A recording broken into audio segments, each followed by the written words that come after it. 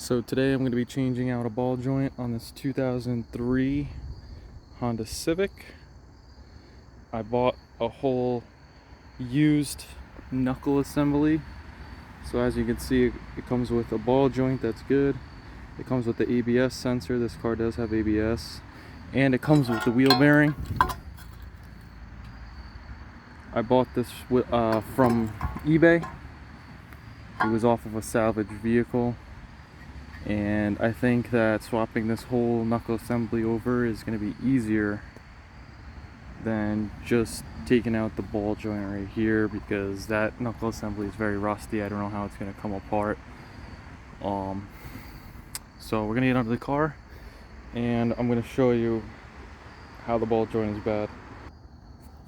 Alright, so we're under the car.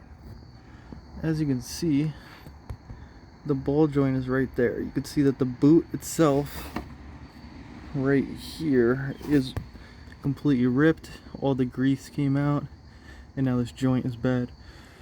So what I'm gonna do is I'm gonna shake this wheel and now watch the ball joint, watch the movement.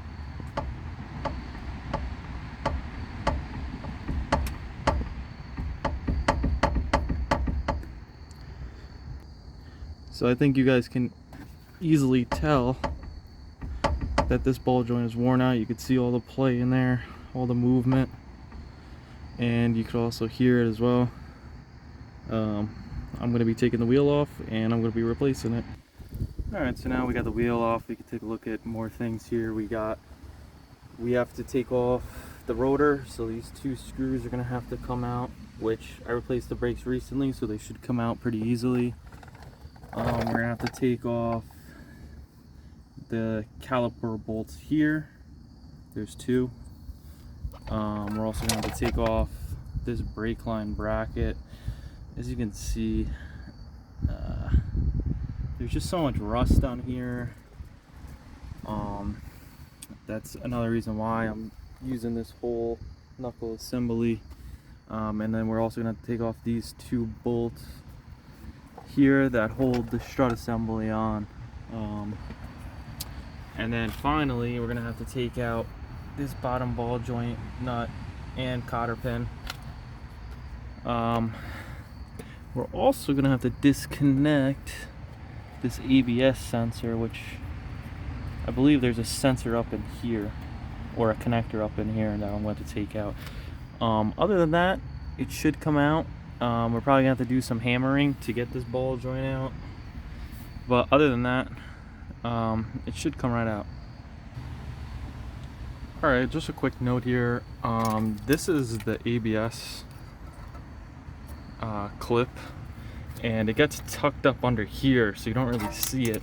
This is the clip I was working with. I basically had to cut the connector because this bracket, it sits on this bracket right here. As you can see, it got twisted, mangled.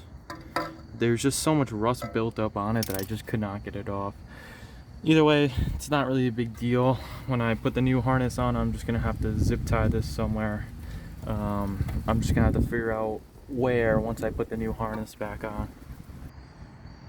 Also, just want to say that this spindle nut is gonna be a 32 millimeter. And you're probably gonna need an impact gun to get this off. So after a few good whacks of the ball joint, basically I was just taking this mini sledgehammer and I was hitting it right here. And as you can see, it popped right out. Alright, so I got the old one out. As you can see, this ball joint is absolutely destroyed. This knuckle is just so rusted. So I got putting the new one in now. As you can see, I just put the ball joint in there. It's still loose, so I'm going to leave everything loose for now and then tighten it up at the end. I also got the axle put in. Now I'm just going to have to put the strut bolts in. The harness I'm going to have to reconnect. And then I got the brake caliper there. There's no strain on this hose. It's actually just touching the ground pretty freely. And that's about it. Alright, so we basically have everything back together. So got the rotor on, 2 screws. Back here we've got, hard to see, but we got 1 caliper bolt here, and we have another one right there. Those are the 17mm bolts that you have to take out. I've got right here is going to be the brake line. That was a 12mm. This is a 19, and I believe that was a 22 nut on this side. These are tightened down. There's two of them there. I was able to get the ABS cable back up there, and it was able to clip onto the bracket, luckily. If anything, I didn't think it was going to stay up there. I was going to have to zip tie it somewhere, but luckily that bracket held, so that's good. I got the axle back in, so what I'm going to have to do is I'm going to have to torque this down.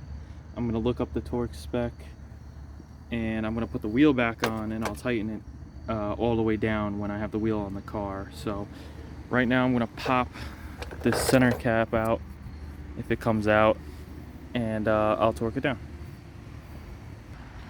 Alright, so I got the wheel back on, and before I dropped the car down, I also took out the center cap. So we're going to put that in there, and then I'm going to torque it down. But now that we have the wheel on the car, I could shake the wheel back and forth, and there's no more play anymore, and we could do a side-by-side comparison. If I get down here. Alright, so you remember what it looked like before, right? This is me moving the wheel now. There is 0 play in that, which was great. So we're going to drop the car down, torque this down, and we'll be all set.